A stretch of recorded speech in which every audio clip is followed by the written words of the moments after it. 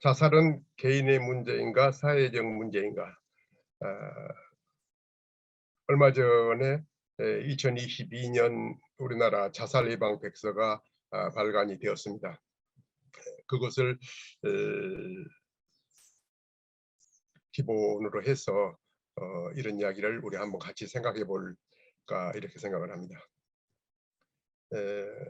우리나라의 자살 예방 대책은 물론 이제 정부와 지자체가 협력을 해서 사업들을 벌이고 있는데 2004년부터 그 자살 예방 기본 대책에 대한 어떤 기본 계획 이런 것들을 쭉 수립해서 추진해 왔고, 또 지금 현 정부의 이제 국정 과제에도 자살 예방 및 생명 존중 문화 확산이라고 하는 것이 포함이 되어 있습니다. 그리고 이제 올해부터 지금 그 법률이 이미 시행되고 있는데, 그 자살 예방 및 생명 존중 문화 조성을 위한 법률이 시행되고 있는데, 그 좀 더 세부적으로 여러 가지 그 시책을 포함한 법률 개정안이 이제 곧 시행을 앞두고 있습니다. 그래서 정부는 이런 그 자살 시도자의 연계율, 그러니까 여러 가지 자살 통계라든지 어떤 그런 자료에 기반한 그런 근거를 가지고 자살 예방 대책과 이제 그 사업을 추진하기 위해서 노력하고 있다고 합니다. 그 그제 발행된 2022년 이제 그 자살 예방 백서에 보면 우리나라 자살 현황이 어쨌든 이제 불명예스럽게도 자꾸 우리가 그런 이야기를 하는데, 그 경제개발협력기구 가입과 국가 중에서 이제 가장 높다 이런 이야기를 합니다. 작년에 이제 그 극단적인 선택을 한 사람들이 13,195명으로 나와 있고, 작년이 아닙니다. 2020년. 그러니까 이제 올해 백서는 발표하지만 2년 전 자료를 토대로 해서 이제 그 통계들을 정리하고 분석을 해야 되니까 2년 전 이야기 안 합니다. 근데 이제 매년 그 자살 예방 백서는 1년에 한 번씩 이맘때 이제 간행을 하지만, 옛날에는 이 자살 통계를 1년에 9월 달에 한 번 발표했었어요. 근데 이제 지금은 2020년부터 매월 발표를 합니다. 통계는. 그래서 일일 그 자살자 이제 수가 36명, 그러니까 뭐 한 시간에 한 사람 반 정도가 늘 세상을 떠나는 이런 이야기라고 하고, 어떻든 이제 이 자살률을 이야기하는데 그 보통 인구 10만 명당 몇 명 이런 식으로 나타내더라고요. 그래서 우리가 25.7명으로 이제 작년보다는 조금 뭐 전체 비율에서 조금씩 이제 줄어들고 이런 추세인 것 같아요. 이 추이를 보면은 참 그 어려웠던 시기, 그 유한위기 때에 이제 이게 급격히 증가를 했었다고 그래요. 그래가지고 2011년에 이제 31.7명으로 이제 최고를 기록했는데, 그 후로 조금씩 이제 감소를 하고 있다고 합니다. 그런데 이제 우리가 그 자살 예방이나 이런 쪽에 이제 NGO라든지 다른 사람들 그 관계자들의 이야기를 들어보면, 지금 이야기한 것은 하나의 수치로 보고되어진 이런 자살이 이제 그 13,195명이라고 하면, 보고되지 않은 자살이 이 숫자의 5%에서 최대 한 25%는 더 많을 거다.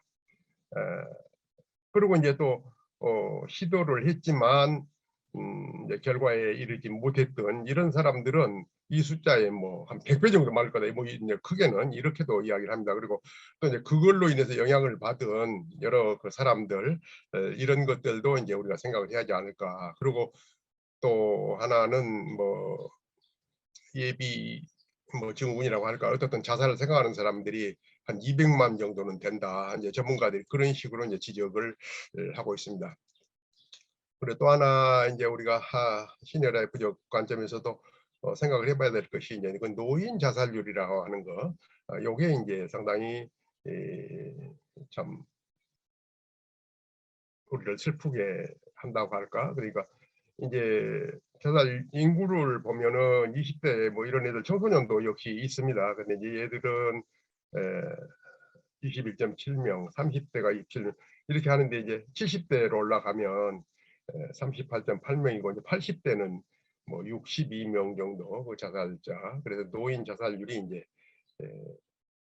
우리가 좀 더 관심을 가지고 한번 볼 필요가 있지 않은가 이런 생각을 합니다. 그리고 또 하나는 이제 그 여성 자살률이, 그러니까 이제 물론 숫자적으로는 이제 낮은데 남자에 비해서 요게 이제 그 아까 OECD 국가들 이야기했는데 이런 것들을 생각해 보면 우리나라 여성 그 비율이 세계적으로 좀 높다고 그래요. 근데 이제 그 여성 비율이 이제 남성을 추월하는 나라는 중국이라고 하는데, 이런 거는 이제 그 아주 뭐라 그럴까, 농촌이라 이런 데서 이제 그 여성 인권 뭐 이런 것들 기타 이런 문제들로 이제 이야기를 전문가들이 하는데, 어쨌든 우리나라도 좀 유념해 봐야 할 그런 사항이 아닌가 이런 생각이 들고, 뭐 이런 그 자살로 인한 경제적 손실이 연 뭐 6조 5천억도 된다고 하는데, 어쨌든 오늘 문제를 제기하는 것처럼 자살이라는 것이 개인의 문제인가 사회의 문제인가 우리가 한번 깊이 성찰해 볼 필요가 있다. 그리고 또 거기에 이제 이 성찰뿐만 아니라 거기에 대한 예방 이런 것들에 대해서 여러 가지로 생각해 볼 사안인 것 같습니다. 이제 그 자살 원인에 대해서 한번 생각을 해보면, 자살 위험 요인이 이제 빈곤을 첫째로 들어요. 2020년 그러니까 자살 동기별로 이렇게 조사를 해보니까 물론 이제 보고되어진 것 숫자에 이제 관한 것이지만은 25.4%가 이 경제생활 문제였다고 그래요. 그리고 또 이제 그분들 가운데도 이제 그 83.5%가 어떤 그 빚이라든지 수입 감소, 파산, 어떻든 그런 경제적인 문제를 경험한 이제 그런 이야기가 쓰여져 있고, 그런데 이제 또 그 전체적으로 봤을 때 이게 경제적 취약계층이 아닌 그런 분들도 이제 많이 있다고 해요, 자살주가. 그래서 근데 이제 어떻든 전체적으로 우리가 그 이제 경제적인 측면 이런 것들이 상당히 그 자살 위험 요인으로 이제 이야기되어져 있고, 두 번째 이제 신체적 질환입니다. 그래서 그 자살 사망자 25%에서 이제 그 신체적 그 자살은 뭐 17%던데, 하여튼 그 가운데서 이제 보면은 이분들이 그 자살 사망 1개월 이전에 일반 의료기관을 이제 찾으셨다고 그래요. 그리고 노인 사망자의 경우에는 이제 한 72%가 그 만성 신체 질환을 앓고 있던 것으로 이제 이렇게 나타나고 있다고 합니다. 그리고 뭐 내과적 질환, 그리고 이제 뭐 척추 관절 질환 이런 복합 질환을 가지고 있는 경우도 이제 아주 많은 비중을 차지하고 있는 걸로. 그래서 이제 이 뭐라 그럴까, 이분들이 그 삶의 희망을 이제 놓고 있는 그런 상황에서도 그 신체적 고통에 대한 치료는 이제 계속 해온 걸로 이렇게 이제 볼 수가 있고, 또 이제 우리가 그 사회적으로 신체 자살자의 질환에 대해서 이제 관심을 좀 더 높여야 될 거 아닌가 이런 이야기죠. 세 번째로는 이제 자살자의 그 자살 동반자 이제 술이 또 문제가 되어 있는데, 그 응급실을 내원해서 자살 시도자의 그 40% 이상은 이제 술에 취한 상태라고 그래요. 그 자살을 시도할 때. 그리고 그 사망 당시 이제 음주 상태인 자살자가 40%에 이른다고 그러고, 또 그런 분들이 이제 평상시 음주로 인해서 문제를 일으켰던 비율이 또 25.6%, 그리고 또 그 가족의 알코올 문제로 의한 비율이 53.7%. 어쨌든 우리나라에서 이제 그 자살 문제라고 하는 것이 그 음주와 이제 크게 연관성이 있어 보인다. 이런 이야기고, 또 이제 제 아는 지인 가운데서도 이제 그 이 자살 상담을 하는 분이 있는데, 이 오후에 이제 저녁에 이 상담을 해오는 분들 거의가 다 거의 음주 상태로 상담을 해온다고 그래요. 물론 청소년은 제외하고. 그리고 이제 노인 자살자의 52%가 평소 음주자였고, 또 유가족의 견해를 들어보면 그 음주가 고인의 자살에 영향을 끼쳤다고 이제 보시는 분들이 한 30% 이상 이렇게 나타났다고 합니다. 그래서 이제 이런 쪽에서 일하시는 그 역학 전문가라든지 통계 전문가들 이야기는, 그 알코올 중독 문제만 해결이 된다면 우리나라 자살 문제 한 20-30% 정도는 해결할 수 있지 않을까, 뭐 이런 견해도 있다고 합니다. 이제 또 하나의 위험 요인으로는 이제 이 관계적 갈등입니다. 이건 이제 관계적 갈등이라고 하는 것은 비율로는 뭐 한 7% 정도 되던데 이 자살 사망자의 70%가 이제 이 가족 관계의 그 스트레스 이런 것을 경험을 했다. 그리고 이제 이 부모와의 갈등이 이제 청소년은 특히 이런 것이 아주 많았고 또 형제 자매 간의 갈등도 또 있다고 그래요. 그 부부 갈등의 경험은 뭐 50% 수준으로 이제 나타나고 있는데 대부분이 이제 그 부부 간의 불화 문제 이런 걸로 나타나고 있고 또 그 자살 위험 요인으로 전 세계적으로 이제 이게 나타나고 있는 현상이라고 하는데 공통적인 요인이 이제 보면은 기혼자보다는 미혼 그리고 이혼자의 자살 위험성이 훨씬 더 높다. 또 자살을 주제로 상담을 해온 청소년들의 경우는 뭐 이런 학업 스트레스보다는 오히려 이 가족 내 갈등으로 더 힘들어하고 있는 것으로 이렇게 나타나고 있다고 합니다. 노인의 경우는 이 관계적 갈등 요소도 있지만 또 그 관계성, 이 관계의 부재죠. 그러니까 이제 외로움이라고 할 수 있겠는데 떨어져 있는 어떤 이런 것도 아주 심각하다고 지적을 하고 있습니다. 이 문제가 이제 가장 큰데 이 정신과 질환과 자살 이것은 지금 38조 그러니까 이 자살 동기별 자살 현황을 보면 가장 높습니다. 이게 38.4%. 그러니까 이 정신과적 질병 문제가 이제 가장 큰 영향을 미치고 있는데 그래서 이제 또 이런 문제는 우리나라 그 우울증 치료라는 이런 걸 보면 그 인식도가 낮고 이제 발견이 늦다고 그래요. 그리고 치료율도 낮고 그리고 또 이 사회적 편견이 또 영향을 이제 준다고 하는데 우울증을 이제 부끄러워하거나 숨기려고 하는 그런 경향이 있다는 거. 또 그걸 이제 질환으로 여기기보다는 어떤 자신의 개인의 어떤 나약함의 문제, 또 치료를 받아도 낫지 않는다는 어떤 이런 편견이 또 팽배하고 그리고 뭐 이런 신체적인 증상에만 관심을 두고 그 정신의학과가 아닌 거 다른 과 그러니까 뭐 한방 병원이라든지 이런 데를 방문하는 비율이 높게 나타난다고 합니다. 이제 그렇게 되면 역시 이제 또 치료도 늦게 시작하게 되죠. 그래서 모든 그 질환 마찬가지지만은 늦어지면은 예후가 나빠지는 건 당연한데 그 우울증 환자의 경우는 보통 한 3년 지나서야 병원을 찾는 것으로 그렇게 이야기되어지고 있습니다. 그리고 또 이제 그 우울증 진료 인원이라든지 그 진료 건수는 이제 좀씩 그 증가는 하고 있지만은 그 적정 치료 비율이라고 하던데 이런 것들은 이제 그러니까 그 첫 발병했을 때부터 이제 6개월 이내에 그런 그 치료를 해야 되는데 그리고 이제 그 우울과 자살 이 우울증 환자의 자살 위험성은 일반인의 한 20배 정도에 이른다고 이제 전문가들이 그렇게 이야기를 합니다. 이분들이 이제 아주 그 대표적인 자살 고위험군이라고 볼 수 있겠죠. 그래서 우울증은 남자보다는 여자에게 더 이제 많은데 또 이제 자살 사망률은 남성이 더 높다. 이런 것은 어떤 실행력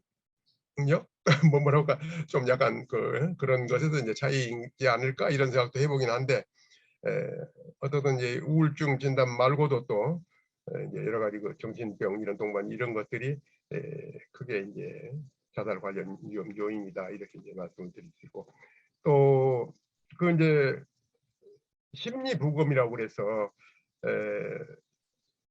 그, 그 사람이 이제 환경이라든지 이런 것을 이제 심층적으로 들어가서 그 보고하는 그런 결과가 있습니다. 그래서 거기서 보면은 88.4%가 우울증 등의 정신질환 문제를 가지고 있고 이제 그 그런데도 이제 그 치료받은 비율이 15%에 이제 불과한 것으로 여기에 나타나 있다고 그럽니다. 그리고 이제 그러니까 그 자살로 사망하기 한 달 이내에 정신과 의료기관이라든지 이런 뭐 정신건강증진센터 이런 데를 방문한 사람은 한 25% 수준이라고 이렇게 거기에 표현되어 있습니다. 이 정신질환이 이 술 문제가 이제 동반되어 있을 경우 이때는 이제 그 위험성이 더 높아지는 것을 이렇게 나타나고 있고 또 이 우울증을 발견하기 힘든 이 청소년층 이 경우에는 이제 그 우울 감정에 더해서 이제 어떤 분노라든지 적대감이라든지 이런 걸로 이제 그 표출되어져서 그것이 이제 폭력성으로 이어지는 가끔 이런 이야기들이 그 신문에 나오기도 합니다만은 이런 경우가 많다고 이렇게 지적되어 있습니다. 예, 그리고 그 정신과 질환 중에서 이제 기타 정신과 질환이라고 해서 조현병이라고 하던데, 그게 여기에 이제 망상이라든지 환청 이런 것들을 주증상으로 하는 이 병이라고 하는데, 이거는 이제 일반인의 한 8배 정도 이른다고 그러고, 자살 위험성이. 그러니까 이제 특히 그 정신의료기관에서 태어나는 그 정신질환자의 경우에는 그 자살 위험성이 매우 높게 나타나고 있고, 또 이제 그 미국 같은 선진국에서는 그러니까 퇴원 정신질환자의 그 자살 예방을 위해서 그 여러 가지 이제 뭐라 그럴까, 감시라고 할까, 이제 보호 뭐 이런 정책들을 쓰고 있다고 하는데, 우리도 이제 그런 데에 더 정책적 노력을 기울여야 하지 않을까, 이런 이야기가 지적이 되어 있고, 또 하나는 이게 좀 뭐 표현이 이제 양극성 정동장애라고 그래서, 이게 이제 조울증하고 우울증이 이제 이게 번갈아서 이 나타나는 이런 것을 이야기하는데, 이런 것도 이제 엄청 그 위험한 그런 인자로 이렇게 지적이 되어 있습니다. 이제 우울증이라고 하는 것이 이제 그 뭐랄까, 별다른 선행 요인이 없이 생기기도 하지만, 많은 경우 다양한 어떤 사회적, 경제적, 경제적 요인의 영향을 이제 받고 있다. 그 우울증에 대한 진단 기준으로 이제 우울한 기분, 의욕 상실, 그리고 수면 장애, 식욕 부진 등을 들 수 있지만, 다른 말로 표현하면 어떤 자기 자신, 그리고 미래, 그리고 살아가고 있는 어떤 세상, 이런 데 대한 어떤 부정적 인지, 그럼으로써 이제 그 부울이라고 하는 어떤 부정적 감정을 경험하는 것이다, 이렇게 이제 정의를 하고, 그러니까 우리가 늘 이제 청소년들하고도 이야기할 때도 그런 이야기를 하면, 스스로 어떤 이거 포지티브한 그런 것이 아닌 그 스스로 자기의 어떤 가치를 인정하지 못하고, 그리고 이 자기가 살고 있는 이 세상이 또 자기에게 그 환대라고 할까, 그 호의적이지 못하다, 이런 걸 느끼고, 그리고 뭐 살아갈 미래에 대해서 희망이 없다고 이제 이렇게 받아들이는 이런 것들, 이런 것들이 이제 그 하나의 선행 요인이기도 하고, 이러한 그 우울증의 이제 사고 체계를 말하면서 일부는 자살에 대한 생각을 하게 되고, 이제 그중 일부가 계획하고 시도를 하게 된다. 따라서 사회 경제적 요인과 우울증은 자살에 있어서 별도로 존재하는 위험 요인이 아니고 선행 요인과 촉진 요인으로 함께 작용하는 것이라고 이렇게 볼 수가 있다는 것입니다. 마지막으로 이제 그 미디어와의 자살, 그게 모방 자살이라고 우리가 이제 신문에서도 그런 이야기를 합니다만은, 이 이야기가 있습니다. 그래서 그걸 이제 베르테르 효과라고 이제 이야기를 하던데, 그러니까 세상에 알려진 그 유명한 사람들이 이제 자살을 할 때 일반인이 거기에 대해서 영향을 받고 이제 거기 그 행동에 이르게 되는 이런 것을 이야기하는데, 이건 좀 오래된 이야기입니다만, 2005년에 그 배우 이은주 씨가 이제 자살했을 때, 자살에는 뭐 한 736명이었던 것이 그 사건이 있고 나자 막 1,300명으로 이렇게 거의 2배 정도 이렇게 증가한 이런 것이 있었고, 또 최진실 씨가 그런 일이 있었을 때도 1.7배 등 증가한 그런 양상을 보였다고 그래요. 그래서 그 자살 예방 협회가 있는데, 거기 자료에 따르면 그 유명인 한 사람이 이제 그런 일을 당할 때 거기에 모방 자살, 어떤 충동이라고 할까, 이런 생각을 한 사람들이 한 600명 정도, 뭐 이런 것 이제 이렇게 이야기를 해서 그 미디어의 어떤 책임이라고 할까, 영향력, 이런 것들에 대해서도 한번 생각을 해볼 필요가 있는 것 같고, 그래서 이제 이 미디어의 그 자살 보도 공고 기준이라고 있는 것이 있나 봐요. 근데 이제 이 미디어라고 하는 것은 미디어의 이제 정의지만 어떤 작용을 한쪽에서 다른 쪽으로 전달하는 역할을 하는 건 지금 매개체인데, 그 미디어의 그런 그 무분별한 자살 보도가 뭐라 그럴까, 이제 예를 들면 마치 구제역 발생 지역에 자화신고 들어가서 받고 나와서 또 다른 농가에 들어가, 이런 식의 것이 아닌가, 뭐 이제 예입니다만은, 이런 예화를 들면서 이게 이제 균을 옮기는 것과 마찬가지로 그 자살 메시지를 이제 그렇게 사회에 전파하게 되는데, 그런 것들에 대한 좀 조심, 뭐 이런 것들이 필요하다, 이런 이야기입니다. 오늘은 여기까지 이야기하겠습니다.